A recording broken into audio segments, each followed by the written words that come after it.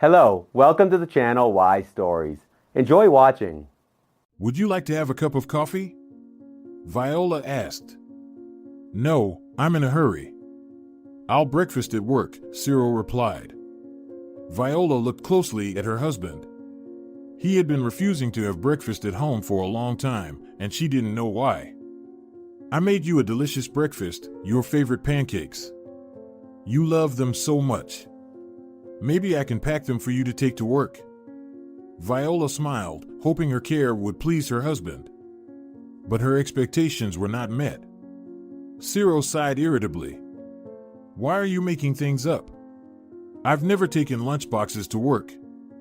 Do I look like some school kid? Do you want people to laugh at me? I understand that you don't even think about it, but I advise you to be a little smarter. I've outgrown the age when my mom used to make me breakfast for school. Besides, I don't even like pancakes anymore. It's a thing of the past. We have a great cafe where you can order any healthy and nutritious dish, and pancakes have nothing healthy in them. I suggest you not indulge in them too much, or you'll have even more problems with your figure than you have now. Viola looked at herself in confusion, examining herself from all angles. What was wrong with her figure? She didn't seem to be overweight. Ciro picked up his spacious bag where he kept important papers and documents. He quickly glanced at himself in the mirror, carefully examining every detail of his outfit. Smoothing out non-existent wrinkles on his pants, he adjusted his tie and smirked satisfactorily, with a slight smile on his face. Damn, he was pleased with himself. Ciro grabbed his wallet, phone, and car keys. Without even looking at his wife, he curtly said goodbye. All right, I'm off. Don't wait for me to come home early today. We have a meeting, and the boss will tear everyone apart. And as the most responsible and perfect employee, I'll have to calm him down. And Ciro left. Viola stood by the window, watching her husband as he drove away, absent-mindedly tracing her finger along the rim of her cup. Her gaze froze. Her husband had already left, but she continued to stare at one spot. She was still thinking about what Ciro had said. Did she have some issues with her figure? Well, she wasn't as slim and toned as she was in her youth, but she wasn't 20 anymore, after all. Okay, she wasn't old yet, only 38. But it's important to consider that she doesn't lead such an active lifestyle anymore as she used to. She's a homemaker, staying at home, cooking, cleaning, suffering from idleness. So what? She's not like other women who need to spend endless hours in beauty salons to feel more confident. She's content with the procedures she does at home herself. Viola jolted from the sudden phone ringing. She picked up the receiver and said, "Hello." But there was silence on the other end once again. They were silent once again. Viola began to lose her patience. Who was playing with her? Who was bothering her? If you call again, I will file a police report, and they will track you down anyway. Then there was a dial tone. Viola hung up the phone and banged the receiver on the table. She had had enough. What did they want? She had mentioned these calls to her husband, but he brushed them off. Don't pay attention, there are many fools in the world. Maybe someone from work is playing a prank. I have several competitors who would love to have the reputation I have and take my place, but it takes years of hard work for that. Don't let it bother you, Viola. Ciro worked hard to build his reputation. Medicine wasn't the most lucrative field in the beginning, it was a matter of luck. Ciro started as a male nurse and worked nights at the emergency department while studying at university. The job wasn't the best, but he was determined. Later, he became a medical assistant and eventually a doctor after graduating. However, he didn't enjoy working in such a place. The salary was low, there was plenty of work, and no free time or room for growth. In the hospital, Ciro met a patient who later became his wife. Her name was Viola. She fell in love with the young surgeon, and he loved her too. They quickly got married, and Ciro quit his job at the hospital, and they moved to another city. Thus began Ciro's challenging journey as a doctor. He changed several workplaces, but none of them satisfied him. Being a surgeon was a promising profession, but only if you worked in the right place, and Ciro hadn't found that right place yet. The family was always struggling financially, and having children was out of the question. Ciro would get angry whenever Viola brought up the topic. "Why children, Viola? Do you realize what you're saying? We can barely make ends meet ourselves. And if a child comes along, you'll go on maternity leave, and what will we do? I can't work around the clock. People need rest, you know. I'm not a robot to perform surgeries without a break. And please, let's not talk about children anymore. It only upsets me and makes me angry. I'm not feeling great, you can see that, and you with your suggestions." Viola stopped bringing up the topic after that. The couple hoped for better times. Viola supported her husband as best she could, and Ciro was grateful for her. Not every woman would share in their husband's hardships and sacrifices, but Viola did it out of love for her husband. Isn't that what a wife should do? The situation changed about 5 years ago. During a conference in another city where Ciro was sent on a business trip, he met a renowned surgeon known throughout the country. Although they were not acquainted, Ciro decided to take a chance. He approached the surgeon himself and introduced himself. The confident young doctor impressed the professor. Ciro reminded him of his own youth when he had to work tirelessly to earn his authority and high position in the medical community. The professor offered Ciro a chance to move to the capital, where he could find him a good position. Ciro eagerly seized the opportunity. Viola didn't even have a right to speak. Her husband didn't ask for her opinion. She quit her job, and they simply moved to the capital, where the professor arranged for him to work at a prestigious and renowned clinic. Ciro Santos began working in a highly prestigious position. And then the money started flowing into the family. From the beginning, Ciro gained the trust of the clinic owner, Emilio Navarro. The young surgeon excelled in the operating room thanks to his experience in various hospitals where he had to operate one patient after another. He had honed his skills and gained invaluable experience. Such doctors were rare. Everyone tried to land prestigious positions right after graduating from medical school, but Ciro had seen a lot during his practice, and now any surgery was within his capabilities. Very quickly, Ciro and Viola became wealthy. They bought a nice mansion and had good cars. Viola no longer had to work. Ciro wanted her to stay at home. She didn't resist, as she didn't feel comfortable in the capital city. The big city scared her. And she was even more afraid of working. Who was she here?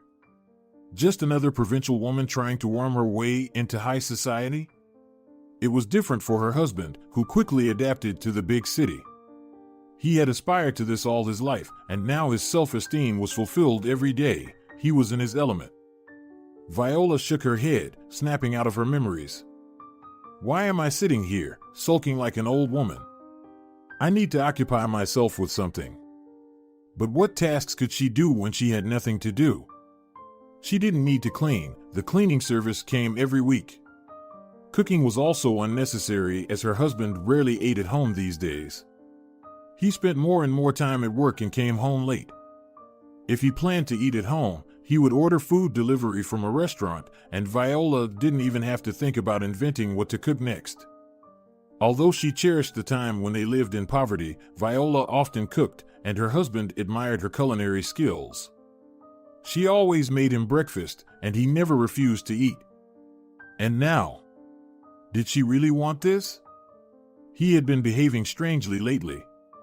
Viola even suspected that he had another woman.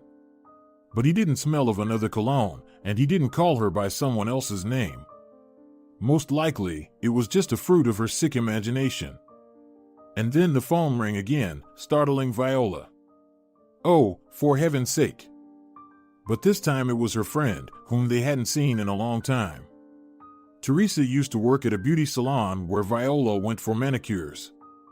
But then she got lucky. She married a well-off man and stopped working. However, Viola and Teresa remained good friends and communicated regularly. Teresa invited her to have dinner at a restaurant in the evening, but Viola didn't know when Ciro would come home. After the conversation with her friend, Viola decided to call her husband. He probably wouldn't answer his mobile, so she dialed his office directly, hoping he would be available. But it wasn't him who picked up the phone, it was some girl. "I'm listening." "Hello, please call Ciro to the phone." Viola didn't expect what would happen next. "Oh my God, where do you all get his number? Who gave it to you? How many times do I have to tell everyone that it's his work number for contacting employees, not patients? You won't get a free consultation over the phone anyway. You need to schedule an appointment at the clinic. I'll have to tell Emilio to take care of this matter." Viola was stunned. Who was this girl scolding her over the phone without even knowing who was calling? "I'm sorry, I didn't know that calling this number was not allowed. But the thing is, my husband gave me this number and said I could call any time. I'm Ciro's wife." There was an awkward pause, and then the girl spoke in a different tone. "Oh, I'm sorry, I didn't recognize you. I didn't know it was you. I apologize. Ciro is busy. I'll let him know you called, and he'll call you back." And the girl hung up the phone. Viola thoughtfully bit her lip. Strange. What kind of behavior was that from this strange girl? And what was she doing in her husband's office? And why was she speaking so rudely? If she was one of the clinic's employees, she was behaving entirely inappropriately. And his assistant couldn't have answered like that either. However, Viola then pondered. Why did this strange girl call the clinic owner by name? And if she was in her husband's office, what was she doing there in his absence? Viola realized that her previous suspicions of infidelity were returning. How could she check everything? I really need to meet Teresa. Otherwise, I'll go crazy with these thoughts on my own. Viola decided to temporarily set aside thoughts of a possible mistress for her husband and called her friend. In the evening, she would talk to Teresa, perhaps she would advise her something or at least calm her down. In the evening, Viola arrived at the restaurant in a taxi. Teresa was already sitting at the table, waiting for her. The friend had become even thinner, and now, with her tall stature, she resembled a model. No one would have guessed that this girl used to work as a manicurist. Teresa had quickly adapted to the good life and learned to enjoy all the pleasures of a wealthy lifestyle.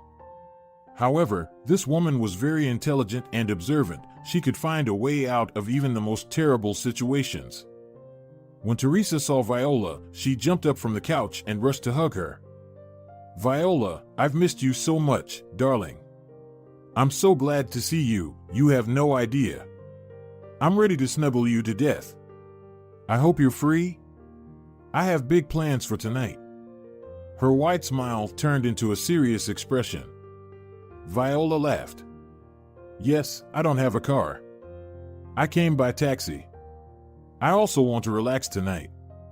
Teresa immediately smiled again and tightly squeezed her friend's hands. "Great, everything is going according to plan. I like you particularly much today. Come on, sit closer to me. By the way, remind me to tell the restaurant administrator that these couches are simply marvelous. I haven't been this comfortable in a long time. And I especially like this corner. There's no one near us, no one will interrupt us having fun and gossiping." Teresa giggled loudly. Viola couldn't help but smile, looking at her energetic friend. Viola was not like that. Although there was a slight age difference between them, only 4 years, Teresa was 34 years old, but in terms of energy, Viola was much weaker. Apparently, it must be something inherent in a person. It was strange how such different women found common ground and became friends. But that's how it was. Teresa was radiant, full of emotions, and seemed like a young girl. Viola, on the other hand, was reserved like a typical mature woman. An hour and a half flew by unnoticed. The women had dinner and had 2 glasses of wine each. Teresa was the one doing most of the talking. Her active life was fascinating, and Viola listened to her with pleasure. Teresa vividly described each trip in such detail that Viola could envision every aspect. When the flow of stories dwindled, Teresa looked intently at her friend and, unusually softly, said, "I understand that you won't start talking on your own, huh? But I can see everything. There's something is going on with you, so you'd better tell me. I won't leave you alone. So, what's it? Health problems? Depression? Husband?" Viola realized that Teresa would still get to the truth eventually. It was better to ask her for advice right away. "It's because of my husband. Something is not right between us. But don't think I'm crazy. There's no evidence. It's just a feeling. My intuition never fails me, as sad as it sounds. I think he has another woman, but I'm just suspecting it without any proof." Teresa listened to her friend. Viola spoke nonstop about the clinic, his late arrivals home, silent phone calls, and his dismissive attitude. When she finished venting, she immediately felt relieved. "You know, now I understand that all of this is nonsense. I'm just inventing it out of boredom. I need to find something to occupy myself with, so I won't have time to search for evidence of something that doesn't even exist. I'm just being foolish." But Teresa didn't laugh and support her friend as Viola expected. She was very serious. Without a hint of a smile, she said, "Why do you think it's all made up? You know, I trust your intuition. I've known you for so long, and it has never failed you. We don't have enough time tonight to list all the moments. So, my dear, I suggest you think about it. And solving the problem of proving infidelity and loyalty is quite easy. It's not necessary to monitor the person yourself. There are professionals for that, Viola. They will do all the work precisely and quickly. It's not a cheap pleasure, rather quite expensive, but it's worth it, believe me. I have the contact of a good detective who could take on your case. I'll give it to you if you decide to go all the way." Viola bit her lip. The alcohol made Teresa's offer tempting. But how could Viola do such a thing to her husband? They had lived together for so many years, trusted each other, been there for each other for better or for worse. If she hired someone to spy on her husband, it would be the end of trust. And she had been proud they were honest with each other. "I need some fresh air. I'll be back soon." Viola stood up and headed towards the exit of the restaurant. Her head was slightly spinning, and she needed some fresh air. She thought she would quickly recover once outside. Teresa didn't follow her. She gave her the opportunity to be alone. Viola stood outside for about 5 minutes.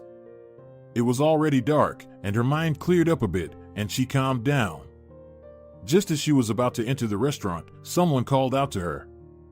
"Viola, is that you?" Viola startled and turned around. The voice was so familiar, and she carefully looked at the man standing in front of her. No, it couldn't be. It couldn't be.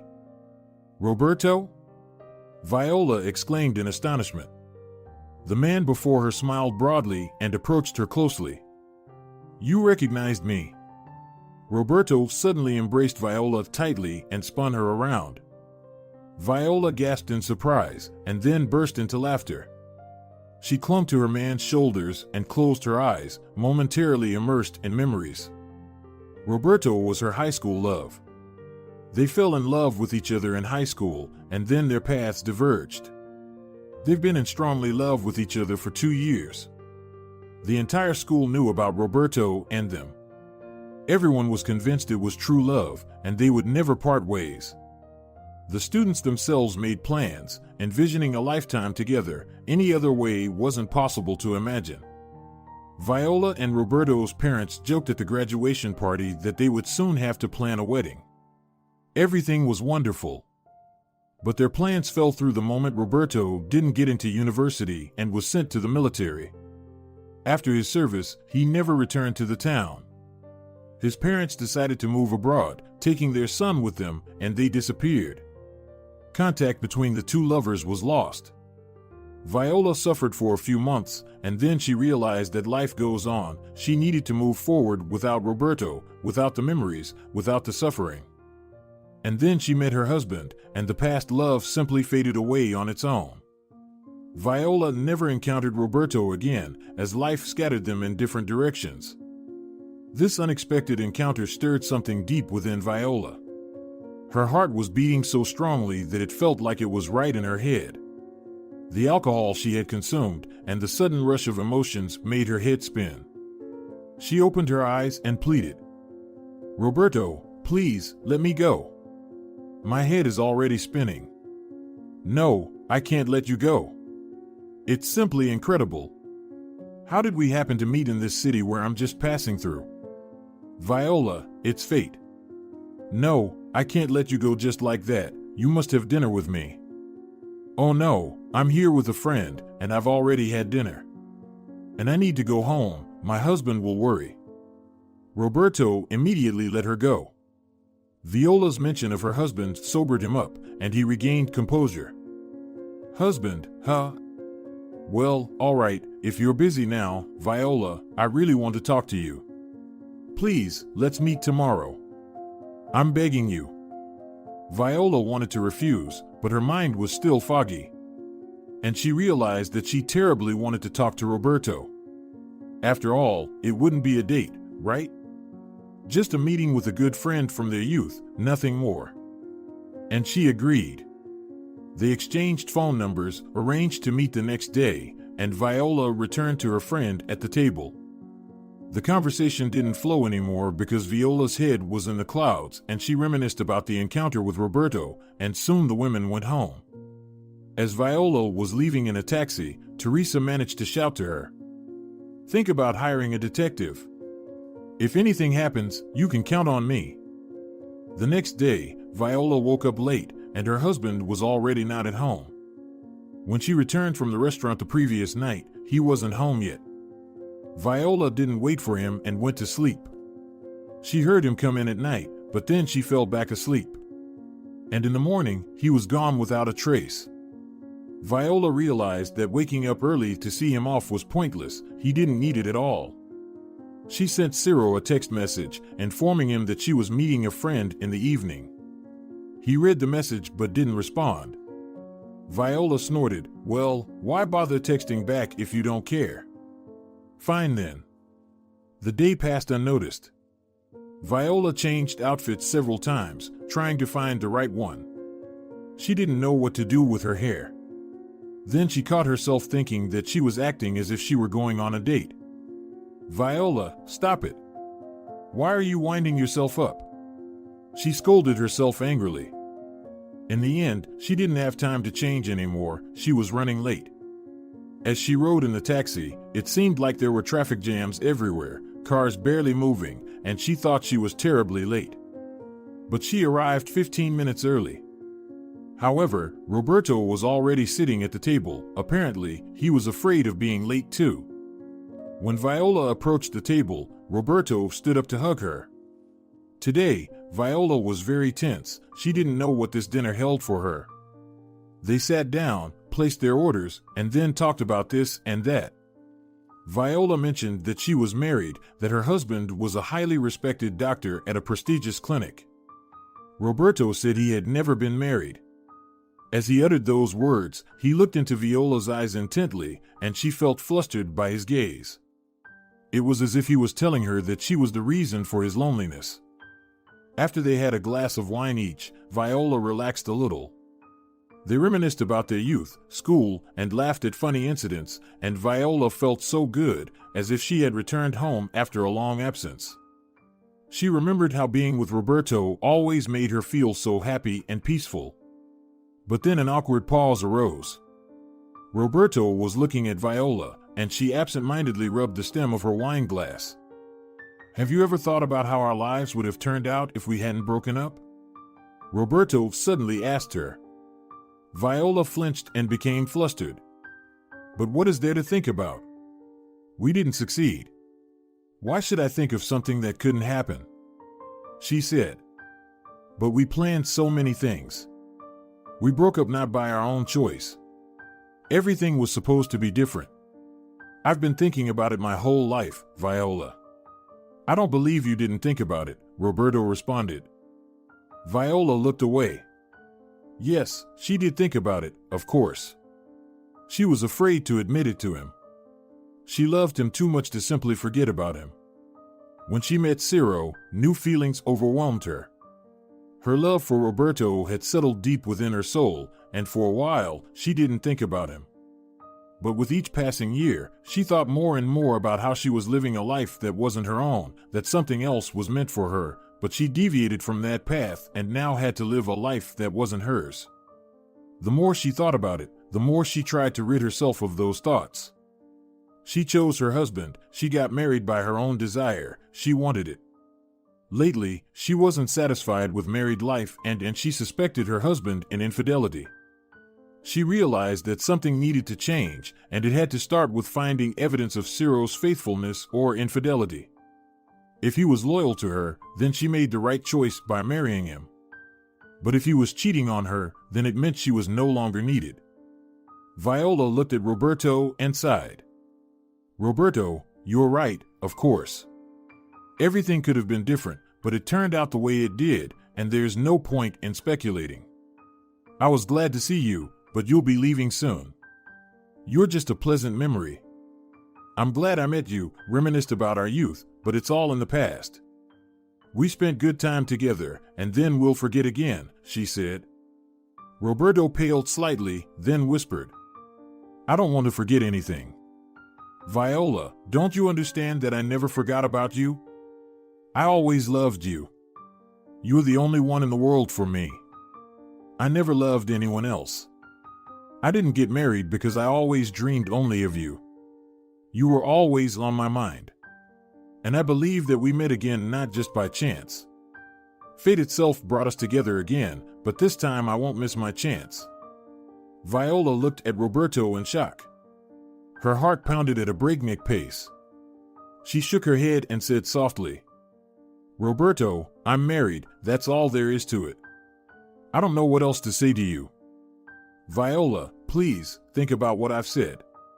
I feel that things aren't going well for you in life. You have the face of an unhappy woman. After we spoke with each other, I understood that it's not due to a lack of money or health problems. You're unhappy because you're not heard, not understood. I can make you happy. I can take you with me. I'll always be by your side. I'll never let you go if you come with me.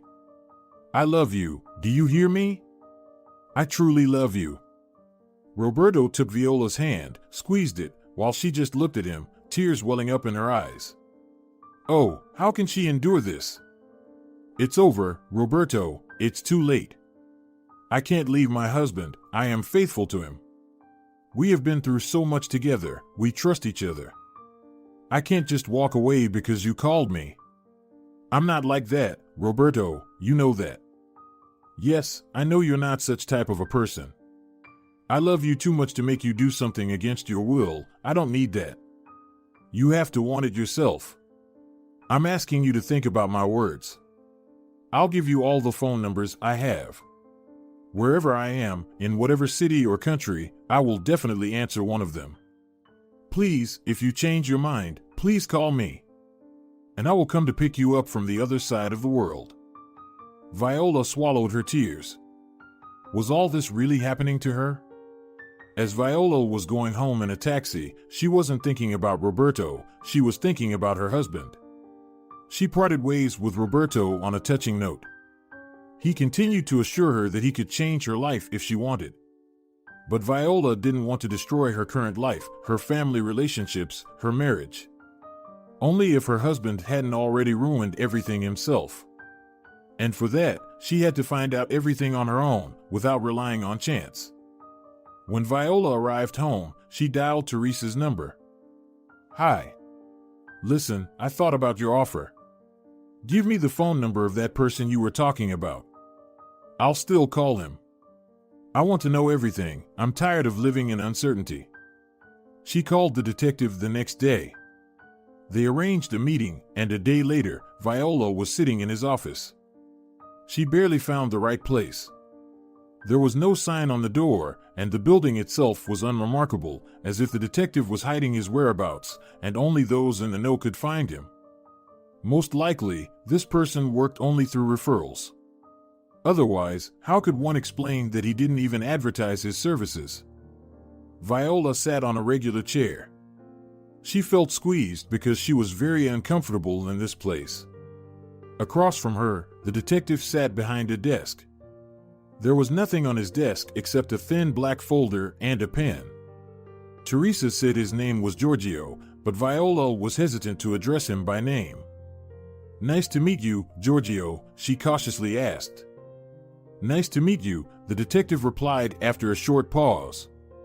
He continued to carefully examine his potential client. Usually, if he didn't like the clients, he would immediately refuse his services, citing his busy schedule. Viola didn't belong to the category of people he primarily served. She didn't look like a wealthy woman searching for her runaway son or daughter. Nor did she resemble a deceived spouse. She was too modest and reserved, making it difficult to extract the necessary information from her, and there wasn't much money to be had either. He didn't like working with such people. He was more attracted to wealthy clients.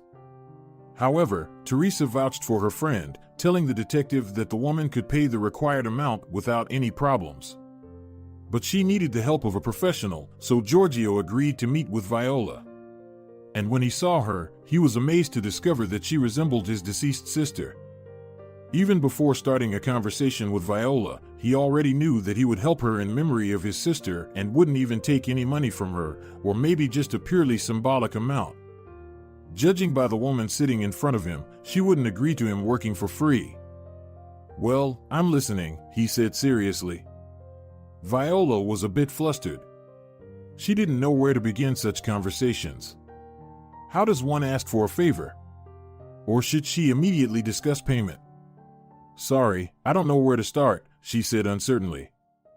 Giorgio continued to scrutinize her. Yes, it was clear that she was seeking such services for the first time. He would have to help her, or else she would run away without getting the necessary assistance. He spoke to her a bit more amiably.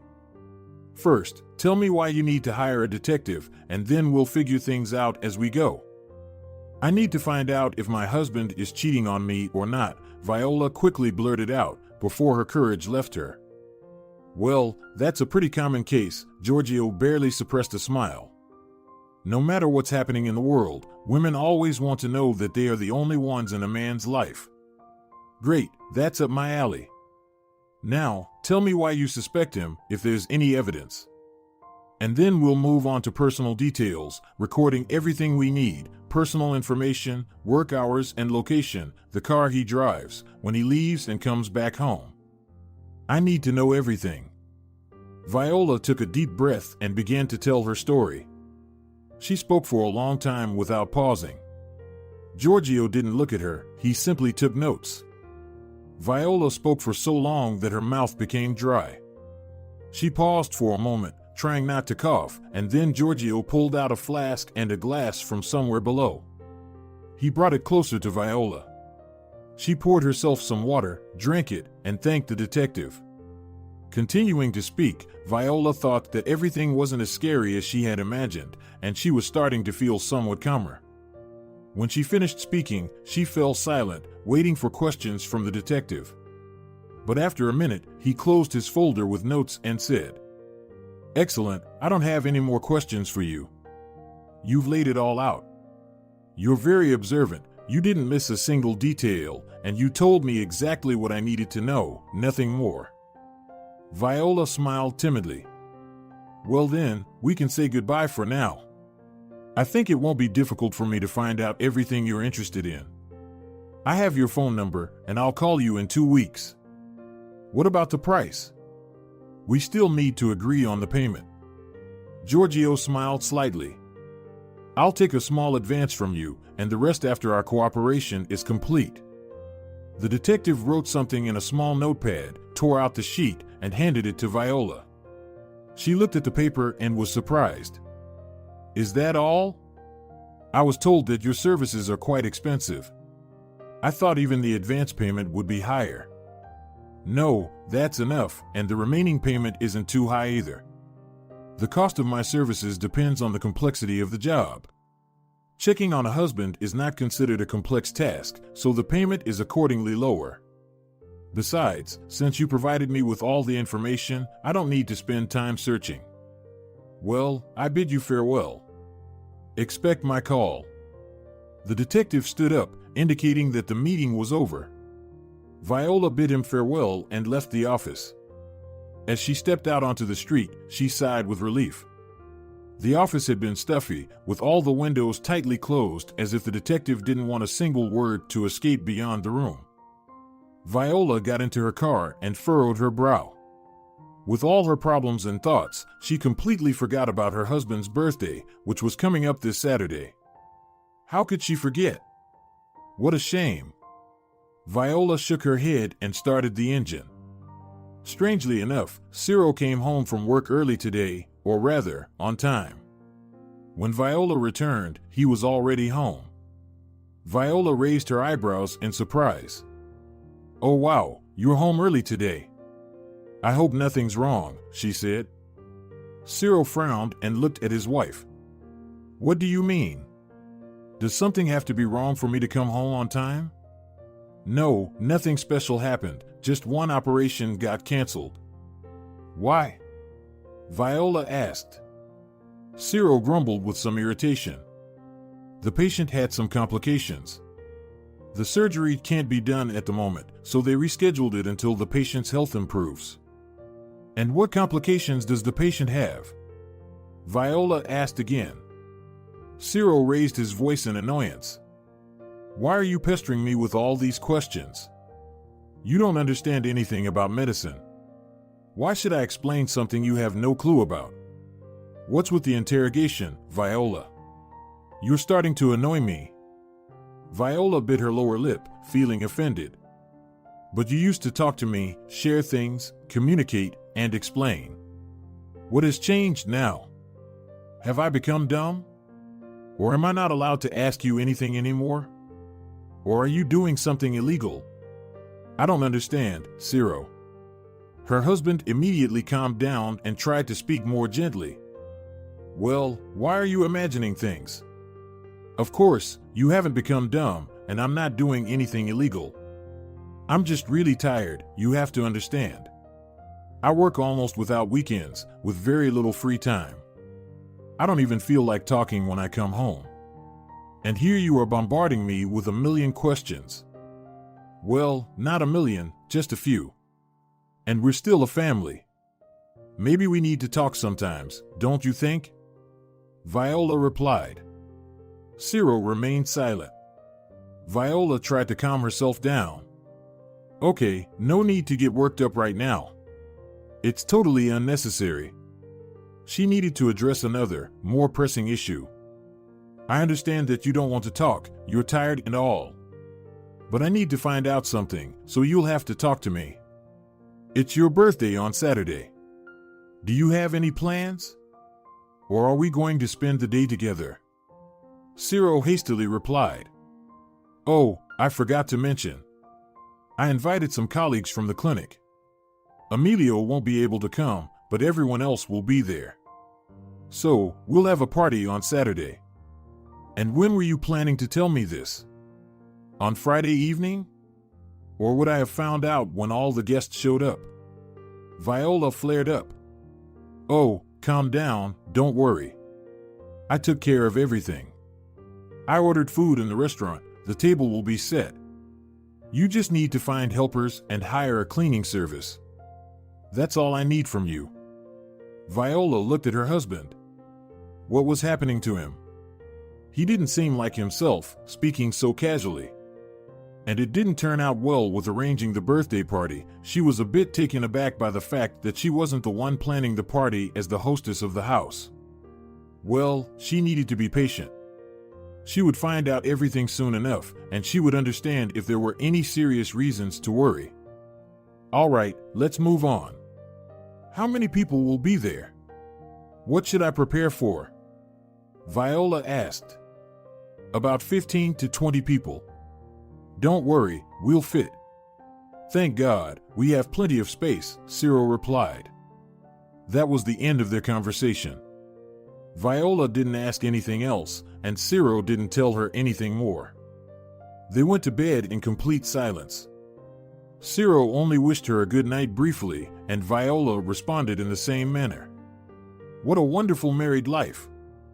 Viola decided to prepare for the celebration a few days in advance, or rather, to prepare herself.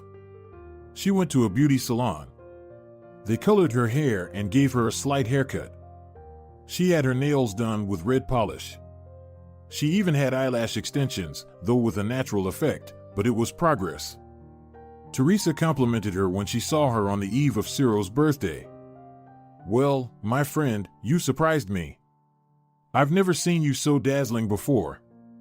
You've outdone yourself. Bravo. Now you just need to pick a dress, Teresa said. I have a dress. I bought it last year, but I haven't used it once. I think it will go well with my look, Viola replied. Teresa nodded in satisfaction. Well, my friend, you're making me happy. Tell me, did the detective call yet? Any news? Viola frowned. No, there's still no news. He's supposed to call in the middle of next week. I'm a bit anxious, Teresa. What awaits me? In reality, Viola was extremely nervous. She hoped that the detective wouldn't bring her any bad news. But if he did, then what? Viola, that's life, you can handle anything. But I believe everything will be fine, and you're worrying for no reason, Teresa reassured her. I hope so, Viola smiled, but her heart was uneasy. Saturday arrived. Ciro was right, he had arranged everything perfectly, and Viola had nothing to worry about. The preparations for the evening were quite hectic, but they were trivial matters. The only thing that scared Viola was that she didn't know anyone among the guests. And why did Ciro organize the party at home? They could have gathered at a restaurant. Why did Ciro want to gather everyone at home? Everyone gathered. Champagne was flowing like a river, buffet tables were covered with appetizers, and laughter filled the air. Ciro introduced Viola to some of the guests, and then she seized the moment and rushed into the bedroom to catch her breath. Looking at herself in the mirror, Viola sighed. Yes, she thought she would shine in this dress, but she had no idea what attire the other guests would be wearing. Compared to the glamorous dresses of other women, her dress seemed too plain and dull. Ciro didn't say anything about her appearance. However, his gaze carefully scanned her face, and then he whispered, "What's wrong with your eyes?" Viola responded with confusion. "I built up eyelashes." "Why?" "Look at you, always coming up with something. You've never done that before. Why did you put them on now? It doesn't suit you, take them off tomorrow. You look like a cheap doll from an antique shop." Well, Viola didn't expect such compliments from her husband. It hurt her, but she held back. She didn't say anything to her husband, she simply shrugged and walked away. And now, standing in her bedroom, she wanted to burst into tears. She wanted to rip off all the jewelry, take off the dress, mess up her hair, wipe off her makeup, and tear off those damn eyelashes. But she held back. The celebration wasn't over, and Viola didn't want to embarrass herself in front of everyone. The last thing she needed was to be discussed and labeled as the crazy wife of a surgeon in the clinic. Viola calmed down and stepped out of the bedroom. When she entered the hall, she saw another guest next to Ciro. She hadn't been there before, maybe she had just arrived. She was a young girl, and she was so dazzling that any woman that was present here paled in comparison.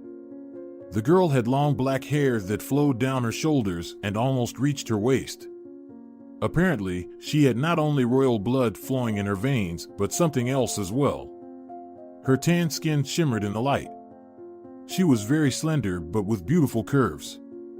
The deep neckline on her chest indicated her best asset, and Viola suspected that this asset was not entirely natural.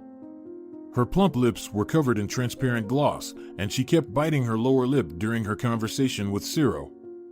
Then the girl adjusted her hair, sweeping her mane forward, and Viola almost gasped in astonishment. The dress was even more revealing from behind than from the front, completely open back down to the upper part of her buttocks. It created an impression that the girl was half naked. It was unbelievable. Viola had never seen such a revealing dress on anyone before. It left no room for imagination or fantasy. Just moving a strap of the dress slightly to the side could lead to irreversible consequences. Ciro was enthusiastically talking to the girl, looking directly into her eyes, while the beauty occasionally laughed, throwing her head back or leaning forward. As a result, her low neckline moved in different directions, revealing her chest even more, though there was hardly any room left for more exposure. Viola frowned. Who was this? Only her husband's colleagues were there, but this girl resembled a fashion model, not a doctor or, especially, a nurse. It was all so strange. Then Ciro stepped away from the girl, smiling at her. Viola had been waiting for this. She immediately approached her husband and asked, "Who is she?" Ciro pretended not to understand. "What are you talking about?" "Don't pretend you don't understand, Ciro. You know who I'm talking about. You were just standing with the dark-haired girl. Who is she? Does she work at your clinic?" "Ah, that girl. Yes, she works at our clinic. She's a doctor." "And what's her name?" "Why do you need her name?" Ciro asked, frowning. Viola looked closely at her husband. He was behaving suspiciously, reacting strangely to her questions, and seemed nervous all the time. "Why are you saying such nonsense?" "Of course, I know her name. Her name is Alba, and she didn't come for no reason. I invited her. She's just a little late." "Alba," Viola said thoughtfully, looking at the girl. "How old is she?" "She's so young." Ciro answered irritably. "How would I know how old she is? I have no interest in that. Probably somewhere around 23 to 25, I don't know exactly. Why does it matter to you? Don't we have anything else to talk about?" "You amaze me, Viola." And Ciro walked away from her. Viola had been observing Alba. So young and already a doctor. Isn't that strange? Her husband had to work for many years to achieve success and respect, and this Alba is working in a prestigious clinic at such a young age. Who hired her there?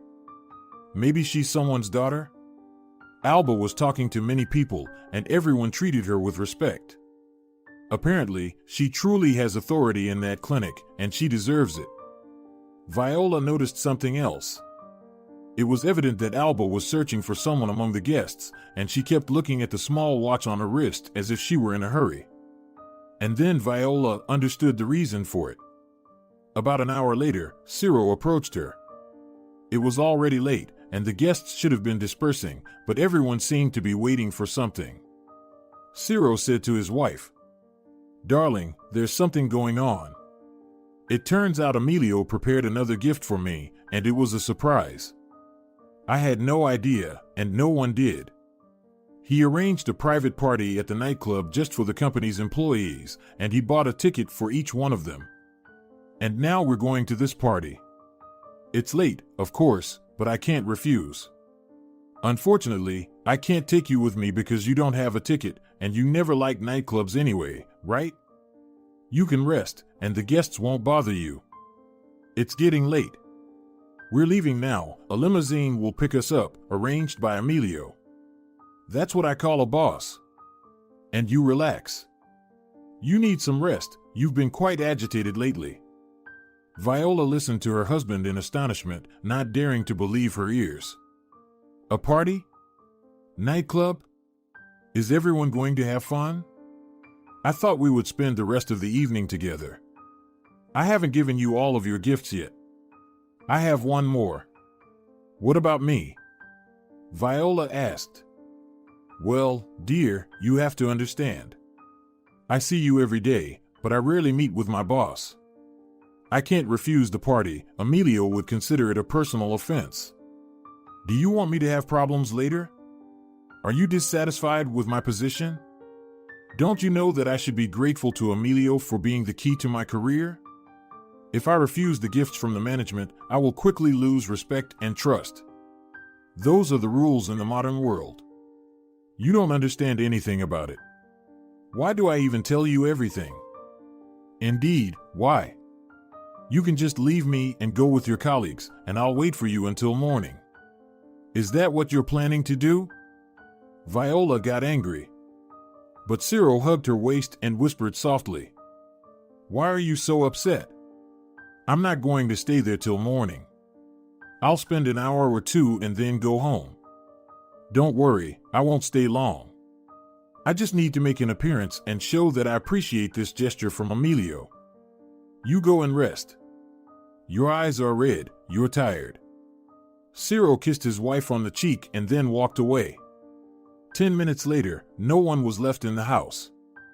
They all bid farewell and left. As they went out onto the street, Viola could hear joyful shouts and cheering from the party.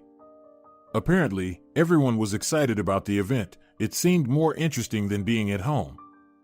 Why was this happening? Why did she increasingly find herself on the outskirts of her husband's life? Why was she always on the sidelines? After all, she was the wife of a prestigious surgeon. But Viola tried not to despair. She still hoped for the best. Maybe it was for the best that Ciro left. She would prepare herself and greet him properly. She would put on the new lingerie she bought from a fashionable women's store. Granted, it was very provocative and unusual, and she wasn't used to wearing something like that, but Teresa assured her that it was exactly what she needed. "Viola, this is what you need. I'm sure Ciro will adore it. Any man would. But you're a faithful wife, so make your husband happy and don't be shy. Do you think men shouldn't be surprised? They should, and very much so. So don't hesitate, take this set of this underwear, and let's end the discussion." Viola retrieved the lingerie. Yes, it was very beautiful. She hoped that wearing it wouldn't be in vain. She took a bath with fragrant foam, washed her hair, put on the lingerie. According to Ciro's promise, he should be back any minute now. Well, she would wait for him in the bedroom. She turned on the night lamp, lay on the bed, and waited. However, 30 minutes passed, and her husband was still absent. Another 30 minutes went by. It was already around 3 in the morning, and Viola fell asleep. She woke up around 5 in the morning, and Ciro was still not home. She started calling him, but his phone was unavailable. She called him for half an hour, but there was no result. She started to worry and then realized that she didn't have a single phone number of any of the clinic staff to call in an emergency. What if something happened to him and no one notified her? What if he was in the hospital and they couldn't reach her? Or what if he was in an accident, lying somewhere on the road? Oh God, what an horror! She had to do something urgently, or she would go crazy. Viola threw on a robe and was about to call the city hospital when she heard some noise in the hallway. She went out and saw that Ciro had returned. "Where have you been? Why didn't you call? Did something happen? I was so worried while waiting for you. Why didn't you answer my calls?" Viola shouted. Ciro raised an eyebrow and calmly replied, "Why are you yelling like that? I told you we were going to the club, nothing else happened. I didn't answer your calls because the connection was bad and I thought you were sleeping. I didn't want to wake or bother you. What happened that made you so nervous? Everything is fine. I came back home." Viola became even more agitated. "But you said you wouldn't be there for long. I was waiting for you. You could have left the club and called me, let me know you'd be late. You promised me you would come back soon.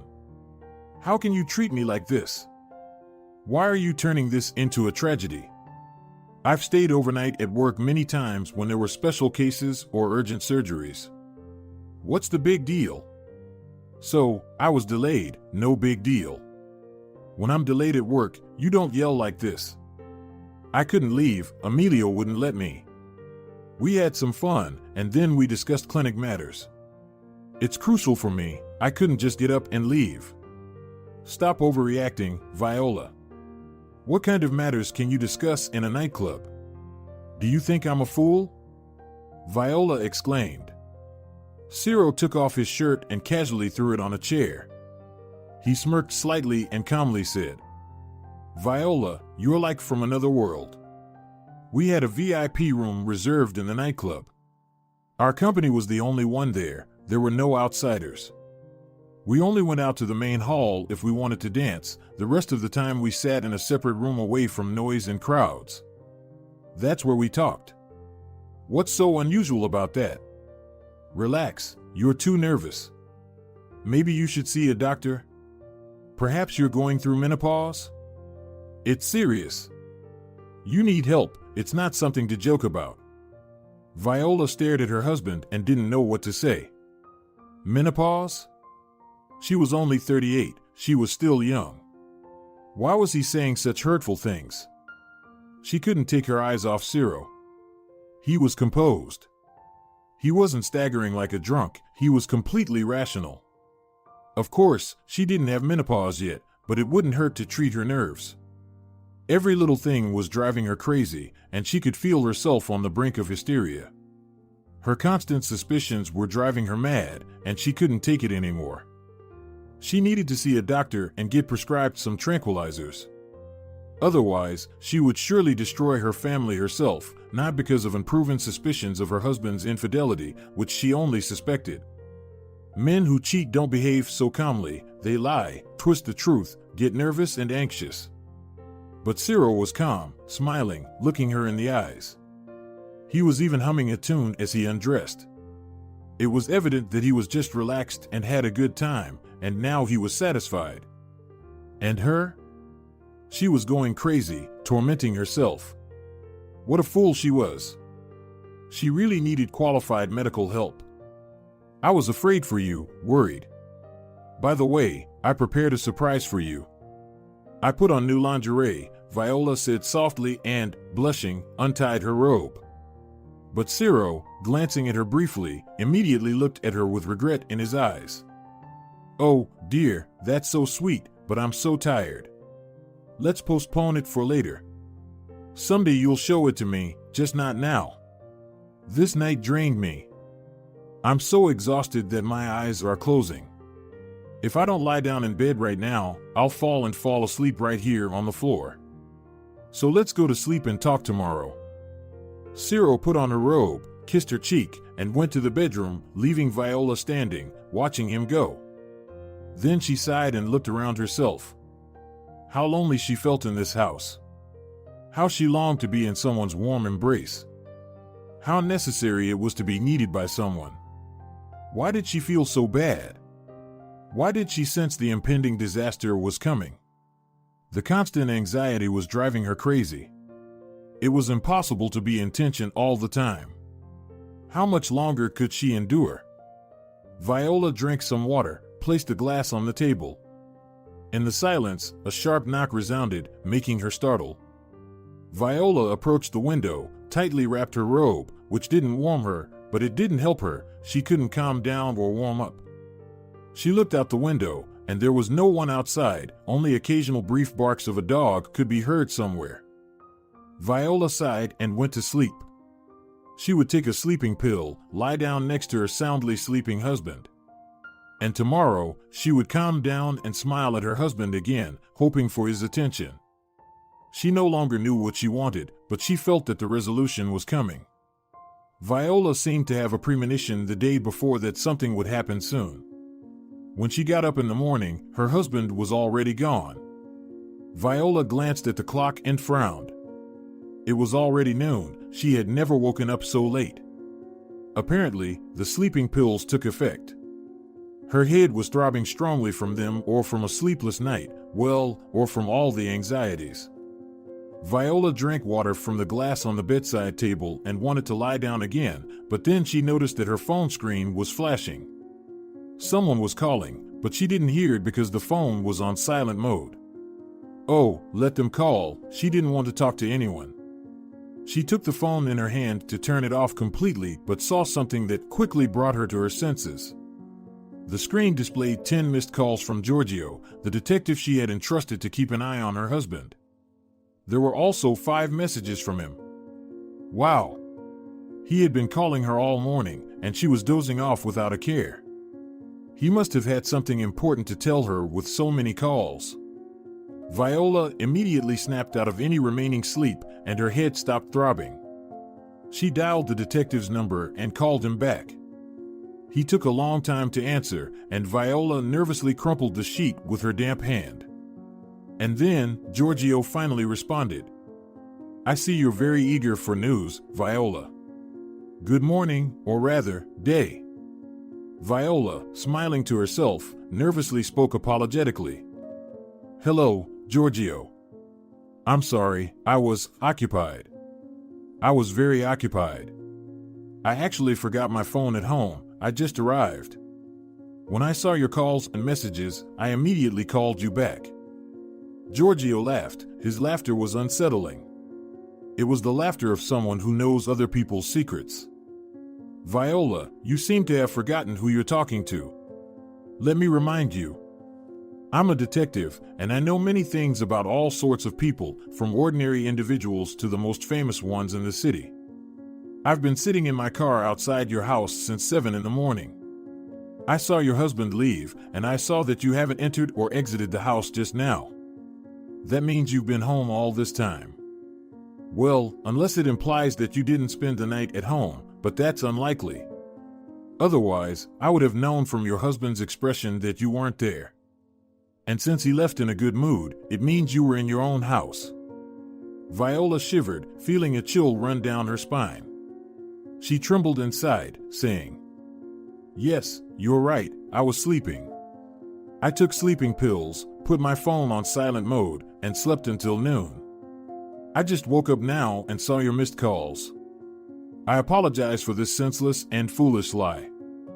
"Oh no, don't apologize. You don't need to apologize to me. I simply wanted to show you that even the smallest lie can be exposed to others. Always be cautious.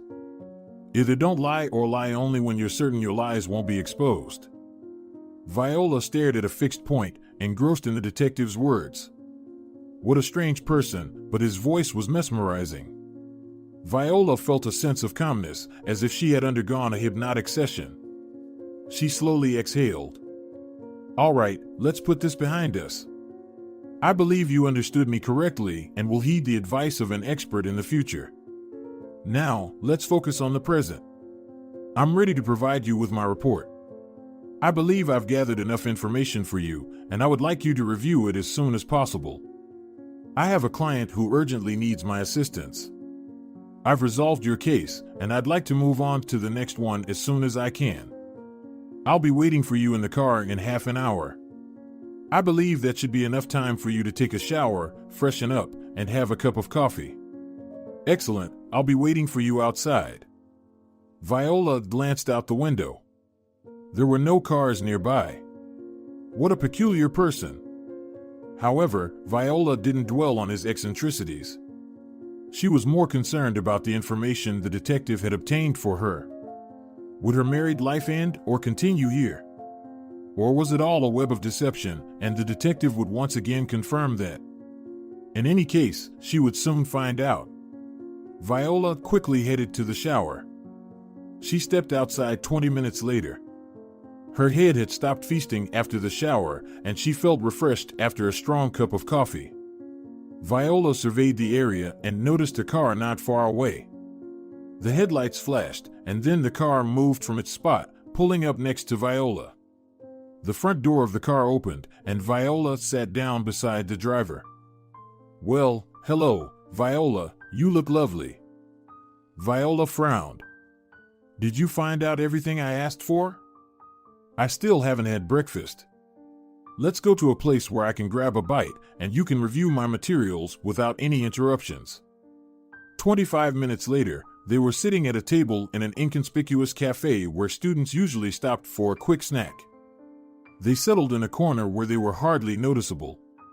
Giorgio brought the tray of food himself and then placed a folder with documents in front of Viola. She took a deep breath before opening it. There were many handwritten papers inside, neatly written. It was strange that the detective didn't use a computer. Or perhaps he intentionally wrote everything himself to give it more value. There were also many photographs of varying quality. Viola tremblingly picked up one of them. In this photo, Ciro was wearing a white medical suit. He stood at the entrance of a clinic, with a girl with long black hair standing next to him. Apparently, they were having a conversation. Ciro smiled, looking at the woman. Viola set the photo aside and took the next one. The girl was now looking almost at the camera, wearing large black glasses. Viola didn't know who she was. In the next photo, Viola saw Ciro in a restaurant. There was a long red rose on the table next to his hand. Ciro was alone, but his pensive gaze indicated that he was waiting for someone. Well, the next photograph put everything in its place. The photo was taken in the same cafe. However, this time, Ciro and the same dark-haired woman were sitting at the table. Viola saw the woman's face. It was Alba, a staff member at the clinic and a doctor. She was wearing a revealing dress that accentuated her artificial breasts. Alba held a rose in her hands and smiled tenderly at Ciro.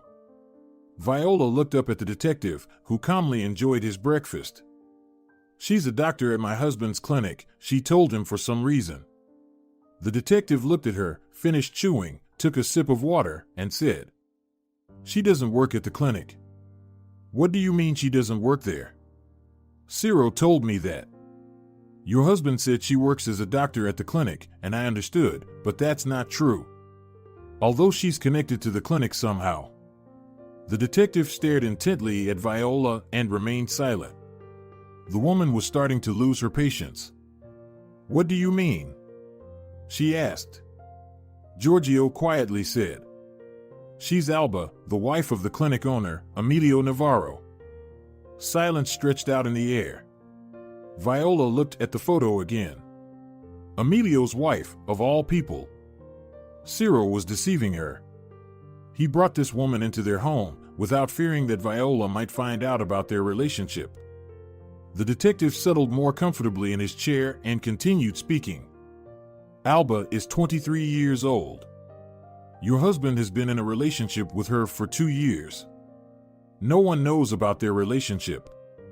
These photos were taken in a restaurant, in the VIP room where outsiders are not allowed. Don't ask me how I managed to get these pictures, it's my business and my secrets. I had to do my job, and I did it. Don't ask me how I know they've been in a relationship for 2 years, I won't tell you that either. But they have been lovers for a long time, that's a fact. Your husband doesn't know about Alba's double life, and apparently, you didn't know either. This couple often spends time together at a hotel where they maintain complete secrecy. Emilio often travels to different cities and countries. When he's away, your husband often visits Alba at her home.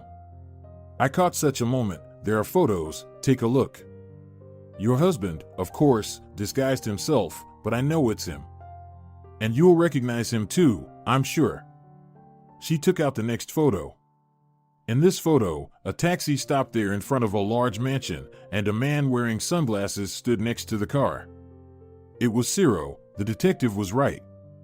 "I took this picture before your husband's birthday, take a look at the next photo. Here your husband is carrying a dress in a bag from a fashionable store. He came to his lover to give her the dress. She was wearing that dress in your house. And here's the next picture, it's Saturday, yesterday. The whole group of friends who were at your celebration.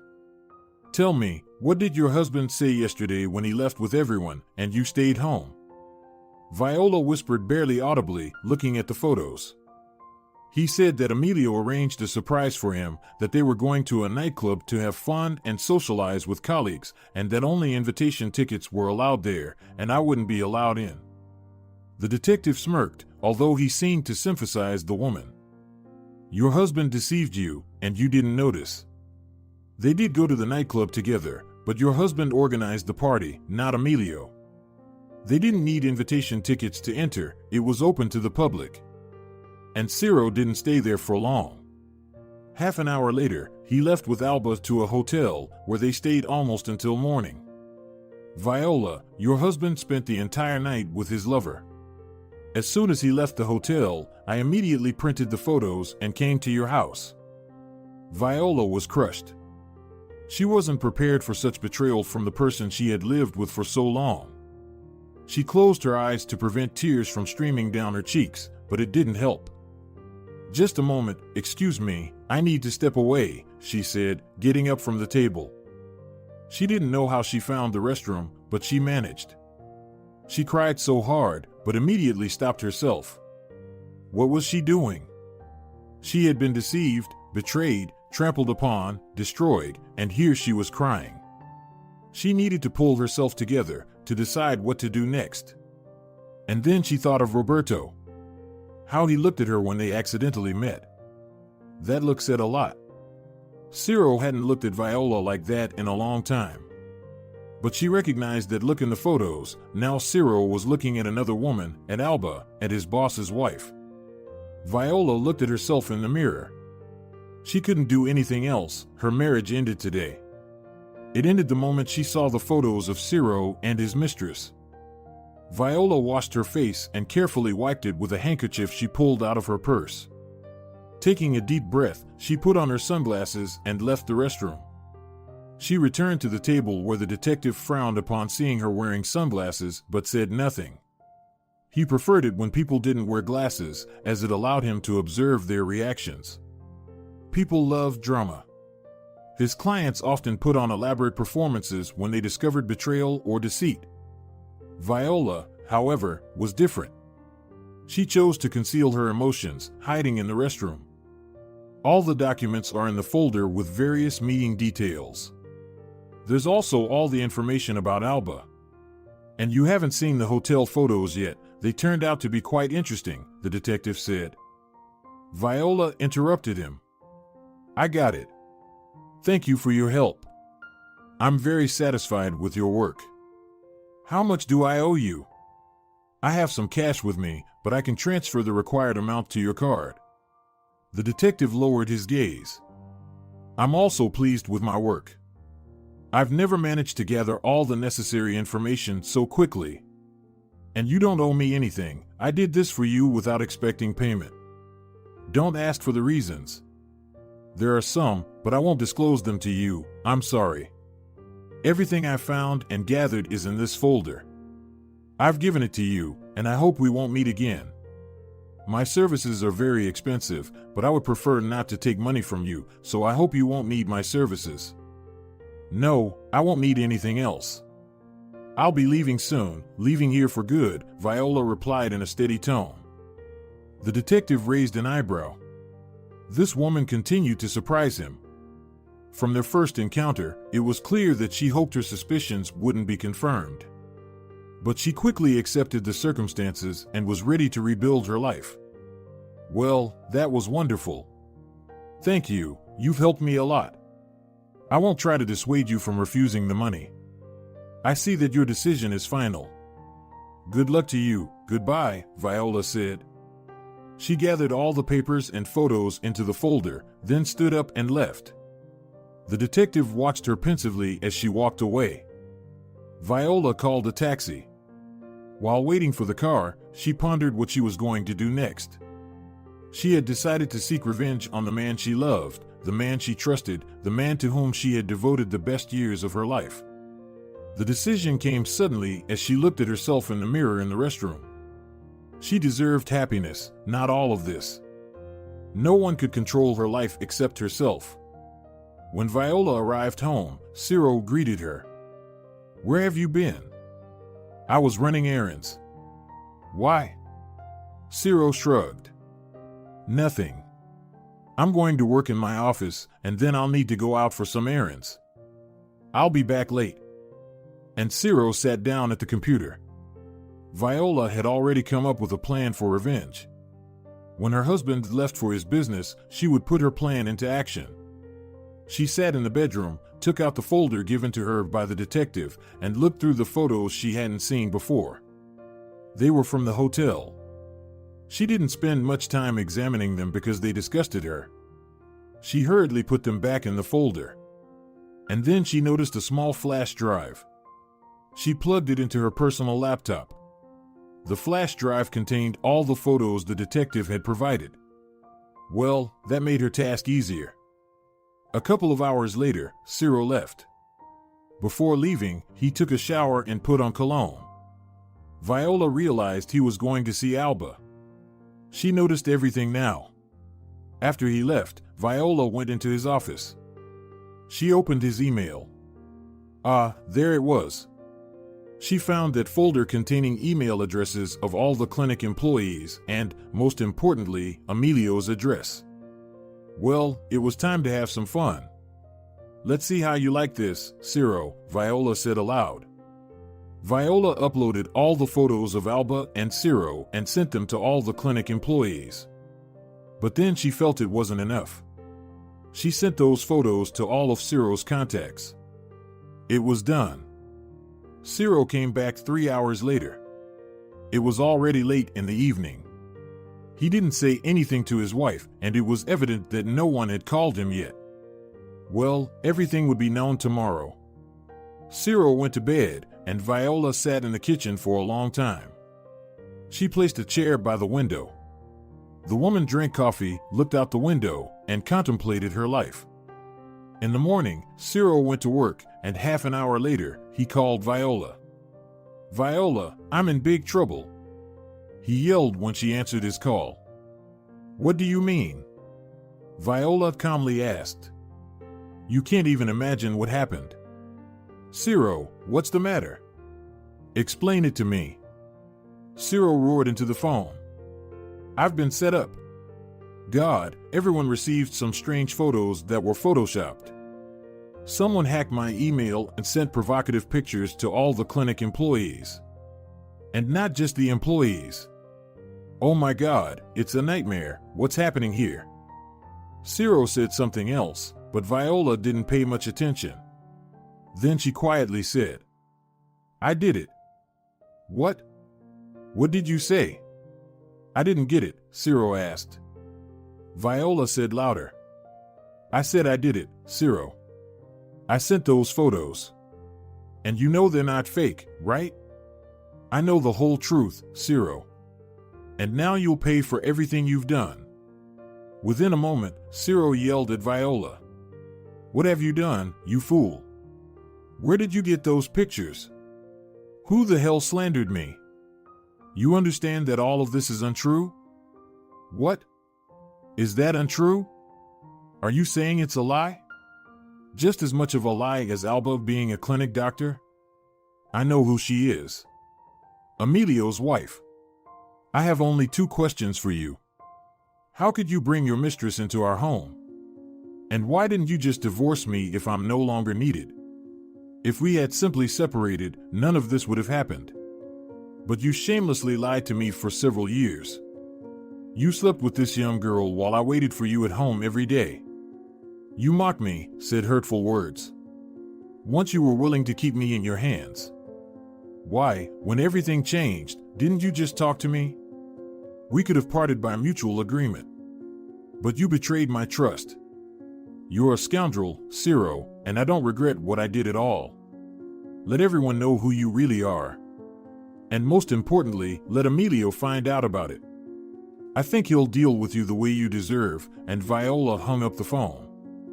Ciro heard the dial tone and threw his phone against the wall with all his might. It shattered into several pieces across the office. Ciro growled again, like a wounded beast, and slumped back into his chair. He closed his eyes and rested his head on the desk, covering it with his hands. He came to work today in a good mood, but everyone greeted him unfriendly. Many colleagues whispered behind his back, a few didn't even say hello, and his assistant looked at him with fear in her eyes. "What happened today, Nora? Did I miss something interesting?" "Everyone's acting so strange," Ciro cheerfully asked as he walked into his office. But the assistant wasn't as cheerful as before. She stammered nervously. "Oh, Ciro, I don't know what to say. And, in general, I prefer not to participate in gossip. I'll leave, call me if you need anything." and she rushed out of the office, startled. Ciro shrugged. What's with everyone today? But half an hour later, Emilio walked into his office. Ciro smiled warmly when he saw his boss. He reached out his hand for a handshake but received a punch in the face instead. And then Emilio said everything he thought of him, and Ciro realized that somehow the boss had found out about him and Alba. But that wasn't all. As a parting shot, the boss said, "You don't work here anymore. You're fired. I did a favor for a friend, hired you, provided you with patience, gave you a fantastic income, and you scum, spat in my face, taking what belongs to me. You humiliated me.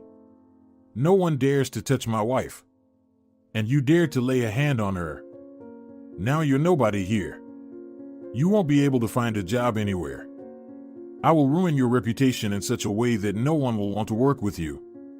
I have great authority. I will ensure that you never work in any city again. You won't even be hired as a janitor. Do you hear me? You've signed your death sentence. I don't know who played a prank on you, sending those photos to everyone from your email, but I'm glad that person was found. Now everyone will know that you're the scum of the earth. Gather your things and get out of here. I don't want to see you here in an hour." And Emilio left, slamming the door so hard that it knocked Ciro's certificate off the wall. Ciro immediately opened his laptop and checked his email. Oh God, there were a bunch of sent messages to all his contacts. Ciro stifled a groan and opened one of the messages, and there he saw photos of himself and Alba. What a horror! Someone had played this dirty trick on him and ruined his life. And that someone turned out to be his own wife. It was a complete disaster. This is a fiasco, man, Ciro whispered. As he gathered his things, not a single person entered his office. The surgery scheduled for the day would be performed by someone else, most likely his rival. Well, that's a great way to end a career. When he left the clinic, not a single person looked at him, no one said goodbye, no one even gave him a farewell handshake.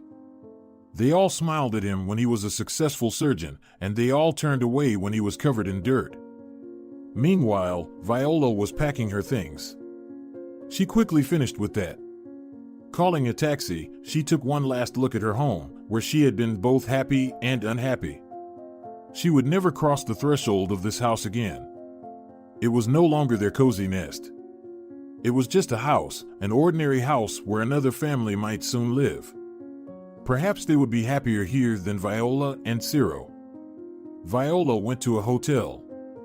Renting a room, she immediately called Teresa and told her everything.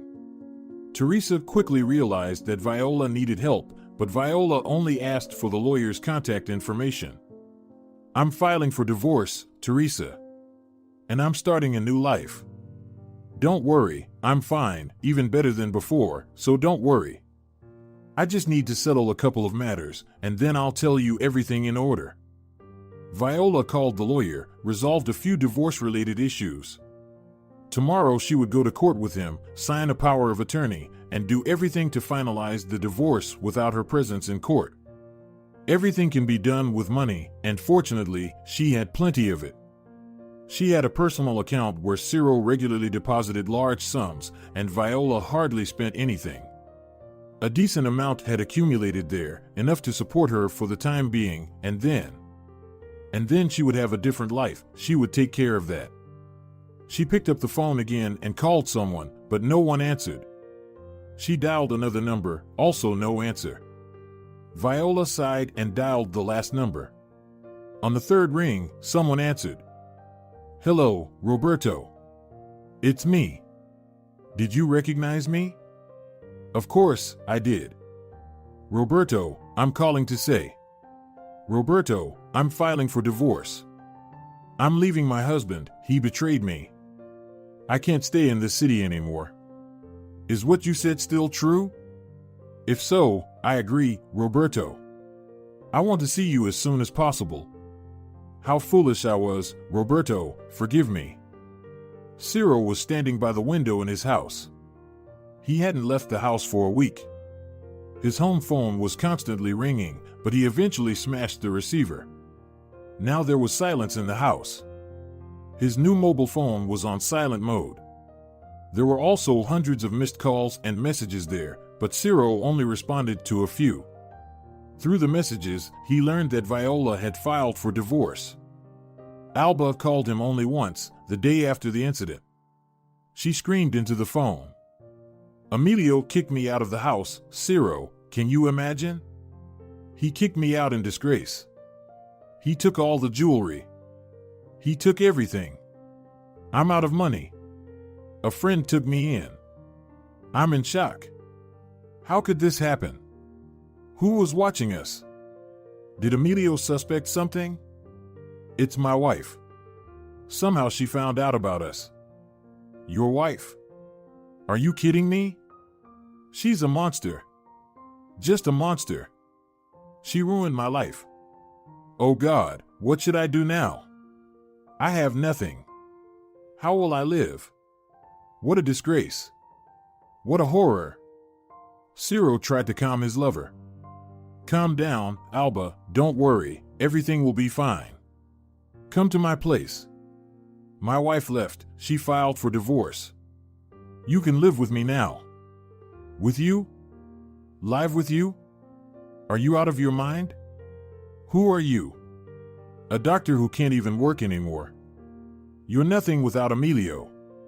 An empty space. Do you hear me? You're a nobody. You and your disgusting wife. Both of you, go to hell. I don't want to hear anything about you anymore. You don't exist to me anymore. Don't even say goodbye. And never appear in my life again." And she hung up. Ciro carefully placed the phone on the table. He had just bought it, he couldn't break it. Now he had to think about not having any income. And what to do next, where to go, he didn't know.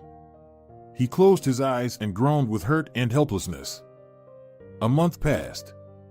Viola stood at the airport, she had just arrived. She couldn't believe she was in Paris. She had never been to Europe, and here she was, in Paris. Oh God! She was afraid to move. Viola looked around and suddenly saw someone ahead. She timidly smiled, but couldn't move from her spot. Roberto approached her closely, holding a huge bouquet of flowers. He smiled, looking into her eyes. "Well, hello, madam. I'm very glad to see you. I've been waiting for this moment, probably my whole life. May I take your hand? I'll show you Paris." Viola hugged him tightly around the neck and closed her eyes. "I've never been anywhere. I've never been to France. Why does it feel like I've come home?" Roberto embraced her and whispered in her ear. "You've never been anywhere? Then, my love, I'll gladly show you the whole world. We have our whole lives ahead of us." Viola held onto the shoulders of the man who once took a place in her heart and never left. Yes, it will be like that, she has no doubt about it. If you're enjoying it as well, leave a like and subscribe.